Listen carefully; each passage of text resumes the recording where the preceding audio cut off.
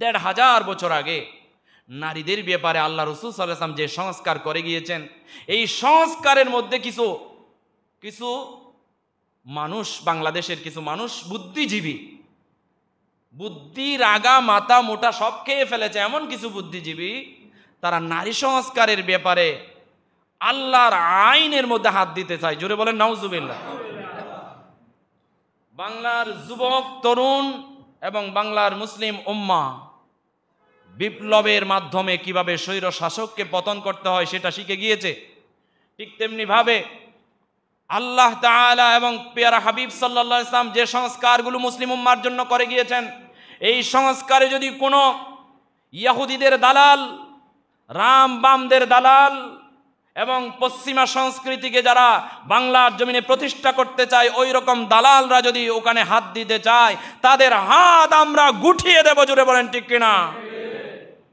প্রিয় হাজরিন, তারা বলে একটা ছেলেকে আল্লাহ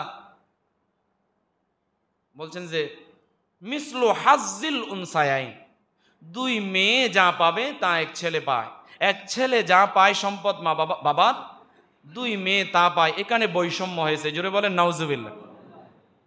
আল্লাহর কোরআনে নাকি বৈষম্য আছে? নাউজুবিল্লাহ বলেন। এ পর্যন্ত আল্লাহ নবী সাল্লাল্লাহু আলাইহি ওয়াসাল্লামের উপর যেদিন থেকে কোরআন নাজিল হয়েছে সেদিন থেকে এ পর্যন্ত কোনো বেঈমান, কোনো কাফের কোরআনের ভুল ধরতে পারে নাই। আর কিছু মুসলমান নামদারি কাফেরদের দোসর লাল কুত্তারা কোরআনুল কারিমে নাকি বৈষম্য করা হয়েছে, আল্লাহ নাকি আমাদের উপর বৈষম্য করা হয়েছে। জোরে বলেন নাউজুবিল্লাহ। এরপরে তারা বলছে বেশ্যাপনায়, বেহায়াপনায় যারা পতিতাবৃত্তি করে তাদেরকেও নাকি ওয়ার্কার বলা হোক। নাউজুবিল্লাহ বলেন। তাদেরকে নাকি ওয়ার্কার বলা হবে, তাদেরকে নাকি ওয়ার্কার হিসাবে স্বীকৃতি দিতে হবে। জোরে বলেন না নাউজুবিল্লাহ। যেখানে ওয়াকরনা ফি বুয়ুতিকুন্না ওয়ালা তাবাররাজনা তাবাররুজাল জাহিলিয়াতিল উলা, জাহেলি যুগের মেয়েদের মতো বেশ্যাপনা, বেহায়াপনা, উলঙ্গপনা নিয়ে চলাফেরা না করার ব্যাপারে কোরআনের আয়াত নাজিল হয়েছে। সেখানে তারা বলছে তাদের ইজ্জত সম্মান বিক্রি করবে, বেশ্যাপনা পতিতাবৃত্তি করবে, তাদেরকে আবার স্বীকৃতি দেবে বাংলাদেশে, সংবিধানের স্বীকৃতি দেবে। তারা ওয়ার্কার, কর্মী, তারা কাজ করে খায়। জোরে বলেন নাউজুবিল্লাহ।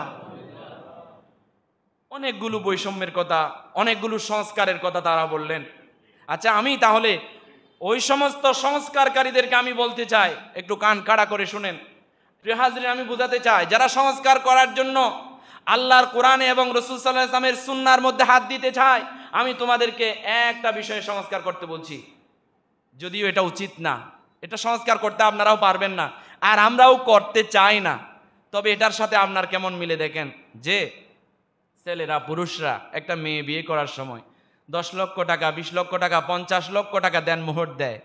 তাহলে আপনি যদি আল্লাহর কোরআন এবং হাদিসে যদি বৈষম্য পান, তাহলে আপনার তো এটাও বৈষম্য হবে যে ছেলেরা কেন দেন মোহর দেবে, মেয়েরা ছেলেদেরকে বিয়ে করবে সেখানেও দেন মোহর দিতে হবে। তাহলে এটা উল্টা হয়ে গেল না? একটা ছেলে বাবার সন্তান পেতে গিয়ে 2টা বোনের সমপরিমাণ কেন পাবে, এটার ব্যাখ্যা আছে, বিশ্লেষণ আছে। ছেলেরা, পুরুষরা মেয়েদেরকে বিয়ে করতে গেলে স্ত্রীদেরকে মোহরানা কেন দিবে, এটারও বিশ্লেষণ আছে, ব্যাখ্যা আছে। একটা পুরুষ 4টা বিয়ে করতে পারবে কেন, আর মেয়েরা 4টা স্বামী নিতে পারবে না কেন? এগুলোর সব বিধান কোরআন এবং সুন্নাহর আলোকে 1500 বছর আগে আল্লাহর নবী সাল্লাল্লাহু আলাইহি ওয়াসাল্লাম নারীদের যে সংস্কার করে গিয়েছেন, কিয়ামত পর্যন্ত আল্লাহর কসম করে বলছি, কোন বুদ্ধিজীবী টাকলারা আর কোন সংস্কার আল্লাহর নবী যেভাবে করে গিয়েছেন সেভাবে সংস্কার করতে পারবে না এবং পারবে না। জোরে বলেন ঠিক কিনা?